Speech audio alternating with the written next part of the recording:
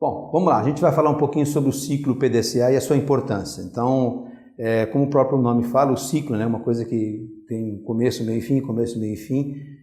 Eu gosto de trabalhar com o PDCA porque ele traz uma questão que é a sustentação.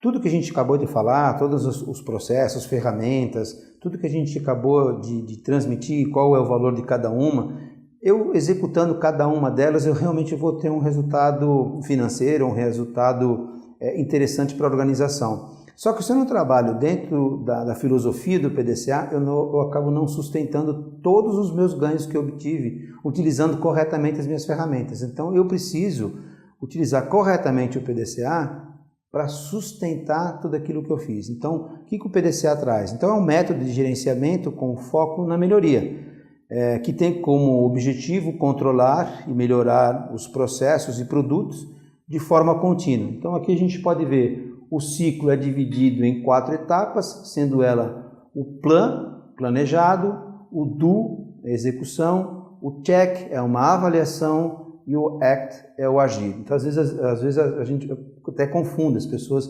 poxa, mas qual que é a diferença entre o do e o act? Porque acabam sendo ações, a gente vai acabar executando ações? Sim, a gente acaba executando ações, mas em fases diferentes a gente vai mostrar quais são essas diferenças nessas fases aqui. Então, o ciclo PDCA também é utilizado como método de solução de problemas.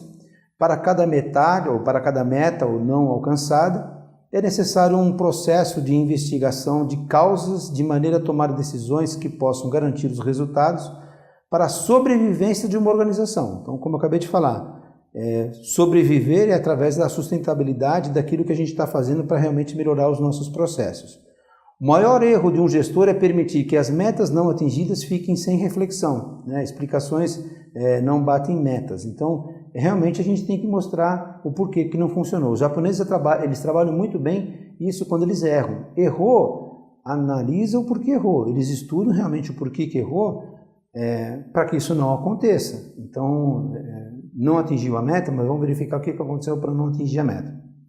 Então vamos lá falar do primeiro quarter, assim, né, que é o planejar. Dentro do planejar a gente tem 4 etapas, que aqui tem um total de 8 etapas, né, que a gente, como falou, nós falamos que a gente pode utilizar o PDCA para sustentar, mas o PDCA é muito utilizado para problem solving, ou solução de problemas, como a gente conhece, porque ele acaba tendo 8 etapas para você resolver o problema. Na parte de planejar, do planejamento, é a base do gerenciamento para melhorar os resultados da organização. Por quê? Eu vou identificar o meu problema, vou determinar realmente onde está o meu problema, eu vou fazer a análise do fenômeno, o que está acontecendo nesse problema, qual que é o problema, qual que é o fenômeno desse problema, vou fazer a análise do meu processo e vou fazer o plano de ação. Então, nessa parte eu trabalho muito bem com isso daqui. Então, como é que funciona? Eu tenho o problema, é o resultado, o efeito indesejado de um processo ou um conjunto de causas. Eu tenho a minha meta e eu atinjo ou não a minha meta. Então, se eu não estou atingindo a minha meta, eu tenho que verificar qual é o problema que eu não estou atingindo a minha meta. Então, a primeira coisa que a gente vai fazer é qual que é o problema, o que está acontecendo. Então, eu tenho ferramentas para isso, várias folhas para poder a gente medir, estratificar, o próprio Pareto, para determinar realmente qual que é a causa, onde está o meu problema. As principais causas, como eu acabei de falar, 85% ou 95% dos problemas são originárias, né, de falhas dos processos e não de falhas de pessoas, como eu falei anteriormente. 85% dos problemas não está na mão de obra, às vezes está no sistema. Então, falta de planejamento, objetivo não definidos, falta de educação, treinamento inexistente. Então, eu posso me concentrar nesses dois aqui porque são as principais causas, então são os fenômenos dos meus problemas.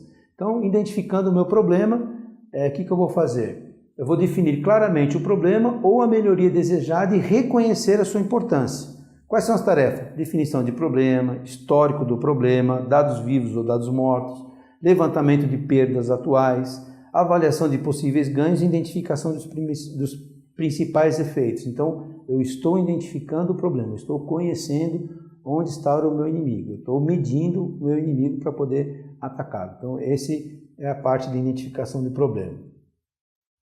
Ferramentas que a gente pode utilizar para cada uma delas, né, dessas 8 etapas, a gente vai mostrar quais são as ferramentas que a gente pode estar utilizando e nós já falamos um pouco delas. Então a gente pode utilizar folhas de verificação para verificar exatamente onde está o meu problema, estratificação, carta de controle e Ishikawa. Todas essas ferramentas eu consigo identificar aonde está o meu problema. A segunda parte, a gente vai falar um pouco da análise do fenômeno. Qual que é o objetivo? Investigar quais são as características específicas do problema com uma visão ampla. Eu consigo medir todo o meu processo, todo o meu problema e ter uma visão de onde exatamente está o meu problema. Qual que é a tarefa? Descoberta das características do problema, a observação do local e preparo dos documentos. Então eu estou no ponto 2 e eu vou utilizar quais ferramentas? Estratificação, gráfico de Pareto, histograma e o gráfico de dispersão. Lá atrás eu utilizei as cartas para poder fazer a coleta de dados. Aqui é o momento de utilizar o resultado das cartas e jogar nos meus gráficos para ter a evidência do meu maior causador. Então, na primeira parte, eu estou conhecendo o problema. Aqui eu já estou verificando onde são as causas desse problema. Onde que eu posso, através dos gráficos, detectar onde que é o maior causador. Então, 3, análise do processo. Então, eu já identifiquei o meu processo, eu já fiz a análise do fenômeno, então agora eu vou fazer a análise do meu processo. Qual o objetivo? Identificar a causa raiz do meu problema. Como que eu faço isso? Então, eu vou definir as causas influentes, o maior causador, escolha da causa mais provável e análise dessa causa mais provável. Qual ferramenta que eu posso estar utilizando? Eu posso estar utilizando um fluxograma, o Ishikawa, matriz de esforço e impacto, 5 porquês. Essa matriz aqui ela tem que ser muito bem utilizada, as pessoas às vezes não utilizam muito bem. Eu posso estar utilizando aqui o brainstorming também, tá? Não é que faltou, mas de repente é uma ferramenta muito interessante, porque eu posso usar um fluxograma para conhecer o processo, eu posso usar o Ishikawa para determinar onde está o meu problema, posso estar utilizando 5 porquês dentro do meu Ishikawa, mas eu posso estar utilizando o brainstorming aqui também. De novo, na mesma estrutura de usar o Ishikawa, eu uso o brainstorming. Eu reúno as pessoas corretas que estão trabalhando ao redor desse problema, então logística, qualidade, produção, todas as pessoas que poderiam estar colaborando com alguma informação, do mesmo jeito que eu fiz para o Ishikawa, eu faço para o meu brainstorm. Então, você imagina se eu reunir 5, 7, 10 pessoas que estão envolvidas nesse problema e abro um brainstorm durante 10, 15 minutos, vão surgir mais de 40, 50, 60 ideias. Eu preciso classificar essas ideias. Então, eu uso a minha matriz de impacto e dificuldade. Onde aqui em cima, no quadrante aqui em cima, eu considero que é de alto impacto. Tem tudo a ver com a redução de custos, segurança e com o meu objetivo. Aqui embaixo, baixo impacto. Não tem nada a ver com o meu objetivo, não ajuda nada a resolver o meu problema.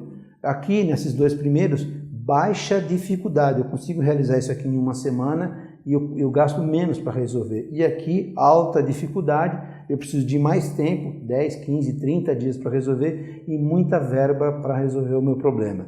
Então, quando eu vou trabalhar nesse quadrante, as ideias que caírem aqui eu não faço nada. Por quê? Ela é de baixo impacto e alta dificuldade. Eu vou gastar muito dinheiro e tempo e não vai me ajudar no objetivo. Aqui já não. Aqui é já de alto impacto. Vai me ajudar no meu objetivo, porém eu vou precisar de um pouco mais de tempo, mais dinheiro. Agora, as ideias que caírem no quadrante 1 são super interessantes, porque elas são de alto impacto e baixa dificuldade. Então, são as ideias que daqui eu tenho que tirar, resumir e jogar para um 5W2H, fazer um plano de ação bem elaborado. Aí eu consigo ter as ações imediatas para resolver o meu problema. Plano de ação, uma vez determinado, então eu vou fazer realmente o plano de ação, elaborar o plano de ação para bloquear os problemas por meio de uma eliminação de sua causa raiz. Quais são as tarefas? Elaborar a estratégia de ação e trabalhar com a causa mais provável, os 5W2H. É importante, fora a parte de fazer um bom plano de ação, é fazer a gestão do avanço das ações. Então eu preciso estar controlando constantemente como é que estão as ações, se elas estão caminhando para suas finalizações, porque ao finalizar essa ação eu vou ter um resultado extremamente positivo, ou vou atingir o meu objetivo, que é resolver o meu problema. Então, cuidado para a elaboração do plano de ação. Então a gente pode colocar, só deve ser definido a um responsável, como eu falei anteriormente, não incluir ações que representam uma rotina, né, do gerenciamento, isso aqui faz parte da rotina. Para ações de alta complexidade, recomenda-se a gente pode desmembrar, ou seja, dividir um pouco essa ação, até mesmo para a gente verificar como essa ação está sendo avançada, não deixar aquela ação, layout novo, na linha de, layout novo requer uma série de outras atividades, então vamos dividir essas microatividades com relação ao layout novo. É importante acompanhar os planos de ação através dos seus status. Como é que a gente pode ver lá? Se está pendente, se está em andamento, concluído, atrasado ou postergado. Então, eu tenho vários programas, existem vários softwares. É uma simples tabelinha em Excel, você coloca o plano de ação e você coloca essas bolinhas para verificar o status da sua ação. Então, constantemente você faz a gestão do plano de ação. É super importante fazer a gestão do plano de ação. Então tem muitas características, né, com relação a isso. Então agora a gente vai para a execução. Uma vez determinada o plano de ação, a gente vai fazer a execução do plano de ação. É nessa fase da execução que são gerados os resultados. O nível de resultado depende da qualidade das ações e do nível de execução do plano de ação. Então, como é que foi esse brainstorm? O nível foi bom? Eu reuni as pessoas certas para fazer um brainstorm? Surgiram realmente ideias boas? Se você reunir as pessoas com dados, criou um ambiente para fazer um brainstorm, classificou essas ideias bem de alto impacto ou baixo impacto, teoricamente você está com uma ação muito boa. O que você tem que fazer agora é fazer a gestão da execução dessa ação. Mas lá na frente a gente vai verificar se essa ação foi concluída ou se realmente atingiu o objetivo ou não.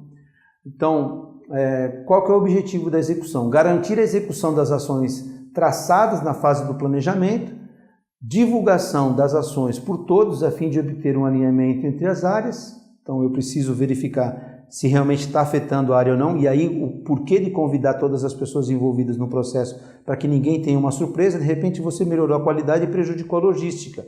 Poxa, mas ninguém da logística viu? Não tinha ninguém da logística quando a gente foi fazer o brainstorm. Errado, você tem que convidar todas as pessoas. É isso que ele está falando aqui. Algumas ações necessitam de treinamento para execução, portanto, a promoção do treinamento seriam necessárias. Então, é alguma forma de você executar essas informações. Então, alguma dica, né, para você utilizar? Apresente claramente as tarefas para não cobrar algo que foi mal combinado. Então, você alinha esse plano de ação com a direção. Fala, esse aqui foi o plano que saiu lá do brainstorm com essas pessoas. Tudo bem? Podemos seguir com essas ações? Então, eu estou alinhando com a chefia se a gente pode seguir com essas ações. Acompanhe o registro, o resultado, sendo ela possível ou negativo, positivo ou negativo. Peça a opinião dos operadores e supervisores sobre as tarefas. Olha só que interessante, às vezes a gente faz uma ação e não pergunta nem para o operador, nem para o supervisor da produção se eu posso alterar ou não. Então é super importante a presença da pessoa no brainstorm, mas também a hora que está configurada a ação, eu vou verificar se realmente eu posso executar ou não. Eu vou chamar um médico especialista ou alguém especialista em ergonomia e falar, vamos alterar, vou fazer uma ação diferente. Eu preciso verificar se realmente eu posso fazer isso ou não. E no caso de treinamentos, programe-se, né, para não comprometer as atividades da empresa e transmita a importância dos mesmos. Está claro que tem que fazer um treinamento, então traz os recursos humanos, faz um plano e programe isso. O combinado não sai caro. Se você planeja direitinho, a execução com certeza vai ser muito mais fácil. Essa frase aqui é muito legal, que é do Carlos Brito, que é o CEO da Embev. Ele fala o seguinte, a melhor ideia, né, é melhor uma ideia simples e uma execução impecável do que uma ideia genial, brilhante e uma execução falha. Então, o que vale ter uma ideia brilhante, fantástica, e na hora de executar eu não executo? Eu não tenho disciplina, eu não uso as regras que têm que ser usadas para você implementar uma ação. Então é legal, de repente uma ideia simples, mas com uma execução boa, ela pode e deve e consegue atingir um resultado muito mais eficiente nesse caso. Então vamos lá para a avaliação. O que é a avaliação? A fase de avaliação é uma oportunidade de reflexão sobre o resultado e sobre o comprometimento dos responsáveis com a implementação das ações. Então, tudo que foi feito aqui atrás, eu estou fazendo o quê? Uma verificação dos resultados. O brainstorm foi bem feito? Foi. Foi bem executado? Foi. Resolveu o problema? Não. Faz outro. E não adianta eu dizer, eu fechei tinha 12 ações e fechei as 12, mas peraí, você resolveu o problema? Não. Então está aí a diferença entre a execução da ação e dessa ação aqui que está aqui. Ok? Porque aqui eu executo a ação conforme veio do planejamento. Só que quando eu cheguei aqui para verificar, não funcionou a minha ação. Ela não foi efetiva, ela não foi eficaz. Então eu tenho que voltar lá e refazer ou fazer uma outra ação para que realmente eu consiga melhorar o problema que eu tenho. Tá? Então os pontos importantes da verificação é garantir a autenticidade das informações da meta para que o resultado seja marcado, mas não seja mascarado. procure converter e comparar os resultados financeiros gerados pela ação. Não, eu fiz uma ação, mas aí, qual que foi o meu ganho? Você fez uma ação e não teve resultado financeiro nenhum? Então, mas a gente teve um resultado com relação à imagem da empresa. Opa, então já teve um outro resultado, mas eu preciso comparar, eu preciso ter uma evidência que a ação realmente funcionou e teve uma efetividade na sua execução. Alteração de algum fator, ou interno ou externo, pode alterar as características da análise do problema e, consequentemente, afetar o resultado. Então, a gente tem que estar verificando, tem que estar calibrando justamente para que não aconteça isso.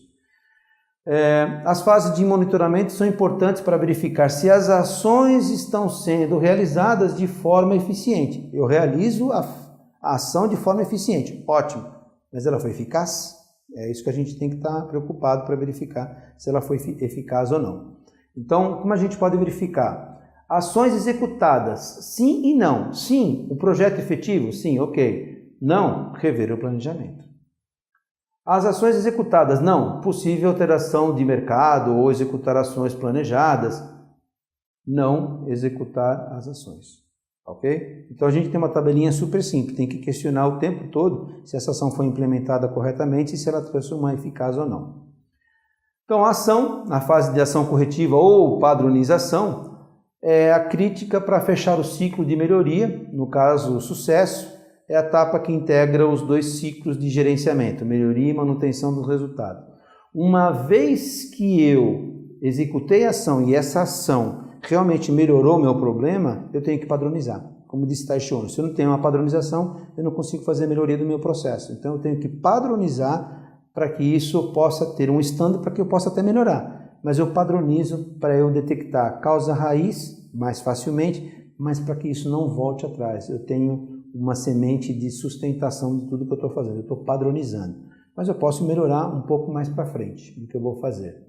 Então, o método, para separar ou para manter o resultado do PDCA, ou como a gente fala aqui, o ASDC, que é a parte estandarizar todo o meu processo, eu vou cumprir o meu padrão, eu vou verificar e eu vou atuar. Mas é sempre importante você padronizar o teu processo para que ele seja sustentado. Eu preciso sustentar, então eu uso a padronização, ela é muito importante. Mas essas são as fases do PDCA. Um PDCA bem concluído para tudo que eu vou fazer, desde para a solução do problema ou para sustentar as ações, ele é super benéfico dentro dessa filosofia. Então, eu finalizo aqui essa lição com relação a essa mensagem da importância do PDCA.